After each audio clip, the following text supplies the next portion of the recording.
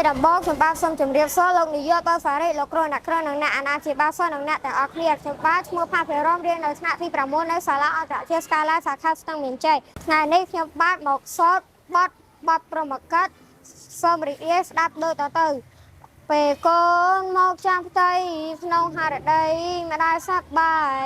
ម៉ែតែងតែខ្វល់ខ្វាយរកអូបាយថែរាំងសាធ្វើអ្វីតែប្រយ័ត្នមិនឲ្យភ្លាត់ខ្លាចប៉ះពីឲ្យកូនបានសុខជាម្ដាយធានាក៏មានស្ងួនសូនអើយព្រោះថ្លើមថ្លៃរកចាំថ្ងៃប្រសូតនួនបានឃើញមកកូនស្ងួនធំថែធួនព្រោះស្រឡាញ់ជាចុងក្រោយខ្ញុំបាទសូមអរគុណអ្នកទាំងអស់គ្នាចំពោះការតាមដានស្ដាប់នៅការធ្វើបទបង្ហាញសូមអរគុណនិងសូមជម្រាបលាបាយបាយ